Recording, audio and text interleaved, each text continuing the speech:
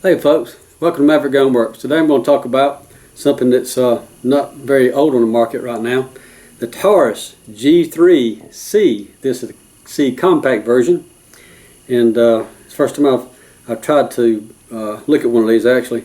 So I'm kind of interested to see what it turns out to be.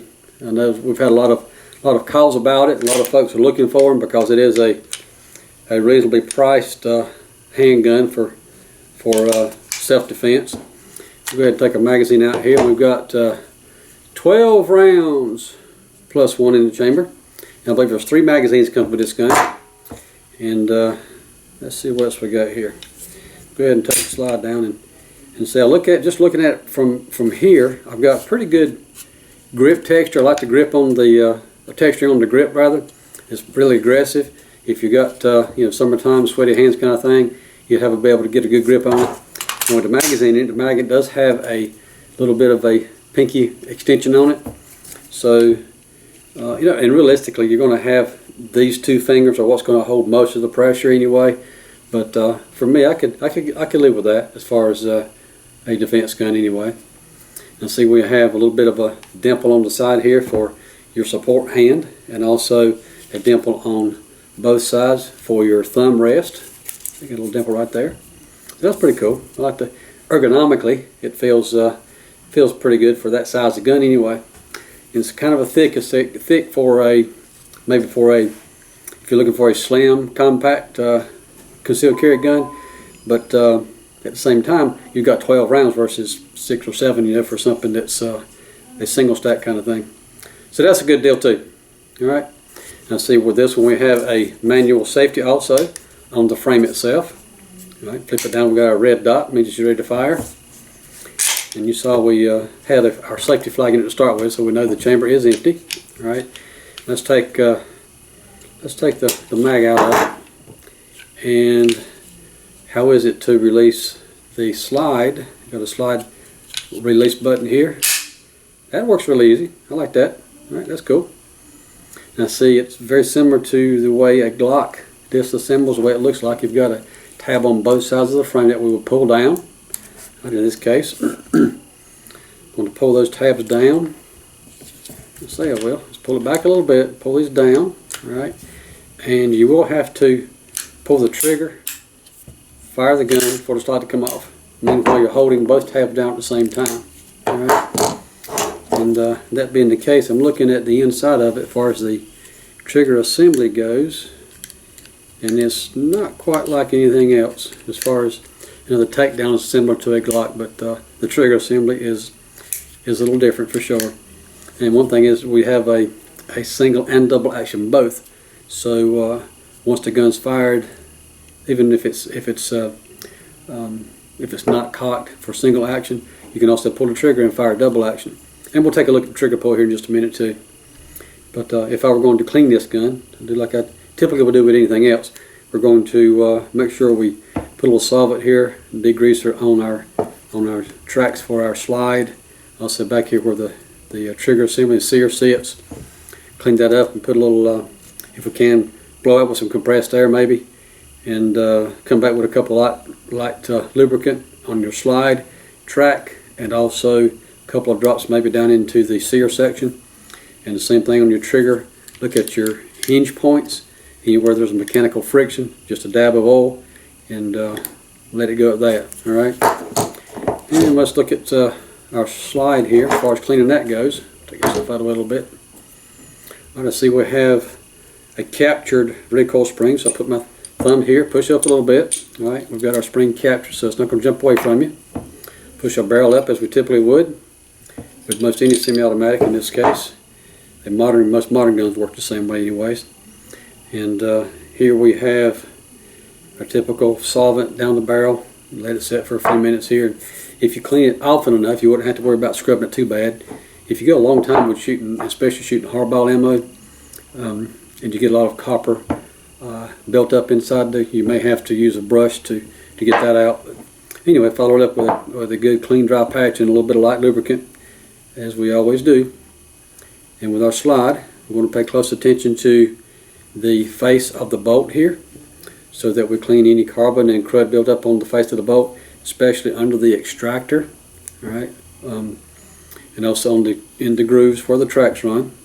And other than that, that's all I would do typically for a field stripping kind of cleaning. And most folks at home, that's all they're going to do anyway.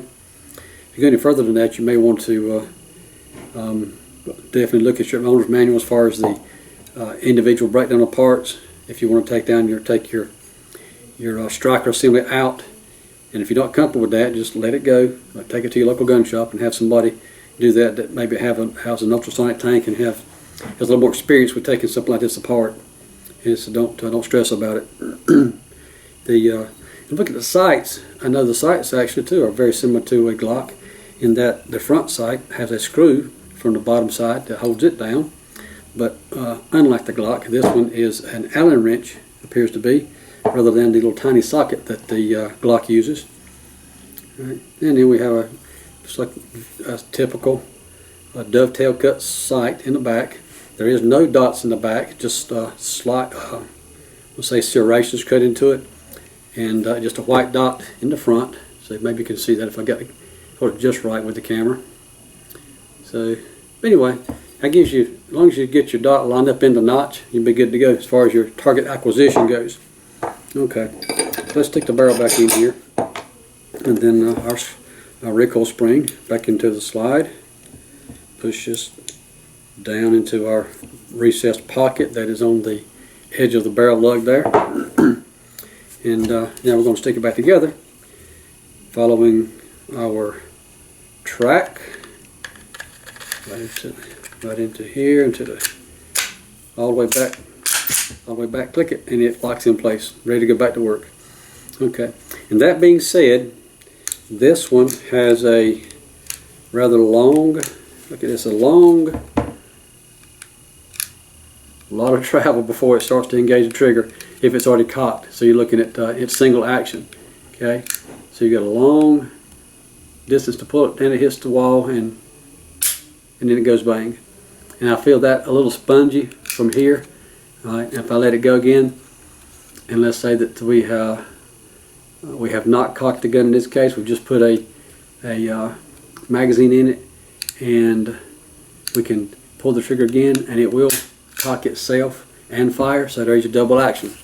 Okay, so now let's see what the double action pull is, and then we'll look at the single action situation here. A double action pull, we have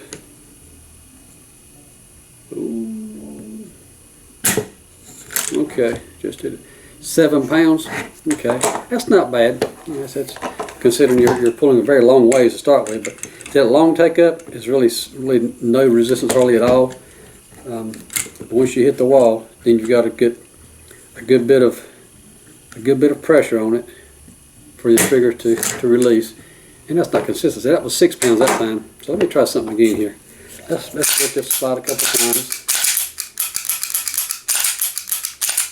And this being a brand new gun too, actually just took it out of the box, so there's probably some advantage to be had if you were to clean it and put some good lubrication in it. So let's take a look again at what it feels like after I've fired it a couple times, dry fired it. And what do we get there? All right, and that's 6 pounds. That's a little better. Still just a long, if you can tolerate the long take up, it's not going to be a problem.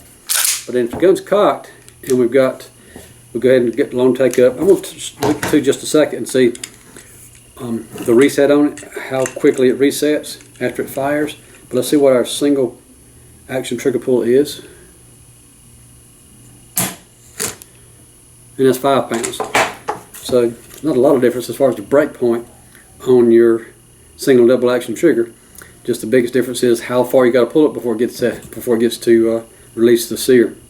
All right. So that being said, so what it feels like with as far as the double action trigger pull here. Long take up, which if it's a self-defense gun, it's probably not a bad thing, because if you're in a situation where you're stressed out and your life may depend on using this gun, you definitely don't want to have a hair trigger on it. All right, you have to have something that is beneficial if you really mean to pull the trigger, not accidentally. All right. So this Get a little trigger pull there, a little spongy. But that's not too bad of a take up on it, considering what the gun's designed for. Okay. That's not bad. It's not, and this stick in mind, it's not a, keep in mind here, it's not a competition kind of model. You know, it is a reasonably priced compact 9mm that would be good for a everyday carry, I believe. So anyhow, that's my 2 cents on it.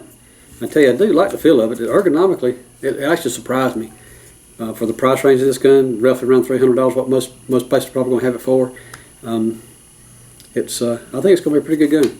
Maybe I'll get a chance to take it up to the range and give it a spin. I'm going to thank our customer of ours, Mr. Wilson, that had this gun. He got it here, and we are. He's allowed us to show it to you, and even actually authorized me to go out to the range and test fire it for him and make sure it functions like it should. So maybe I'll get to do that here before we close it out. Oh well, one other little tidbit I say. Just noticed I didn't mention a while ago. We do have under the bottom of the frame a small section of Picatinny rail where you could mount your optic, a light or a flashlight or a laser device under here. So that's a pretty good feature to have too for any kind of gun like this sort of thing. Anyway, there you go. That's my take on this Taurus G3C in 9mm. Okay, y'all, I've gotten to the range with this Taurus G3C 9mm and do a fair test. This is the first time we shot the gun right out of the box. I've got 3 different ammos I'm going to try. The first one is we've already loaded the magazine. I've got a few rounds of a Winchester steel case. All these are going to be 115 grain bullets, full metal jackets, but just different brands and different cases. So let's see how the steel case from Winchester works out for us.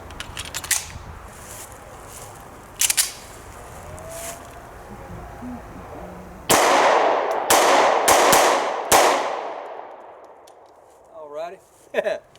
Well, it worked good for that one. There's steel case ammo, works in it just fine. What else do I have here? Alright, this is some aluminum case from CCI Blazer. And again, 115 grain, so we'll see how it works out there too.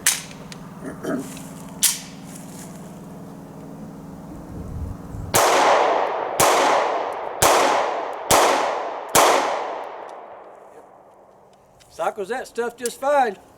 So that's a good sign so far. And lastly, I have a few rounds of this is a Fiocchi, how you pronounce it.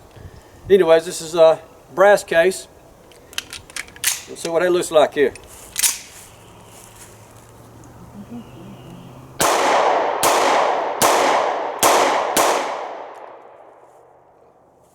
Worked out good.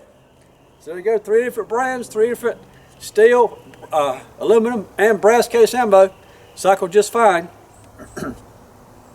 I tell you, the grip on the gun, the texturing here, I like that. It works out well. There's not a whole lot to hold on to, but it's because it's it's a compact gun to start with, and even that being 12 rounds available in your magazine, still a good deal for the money.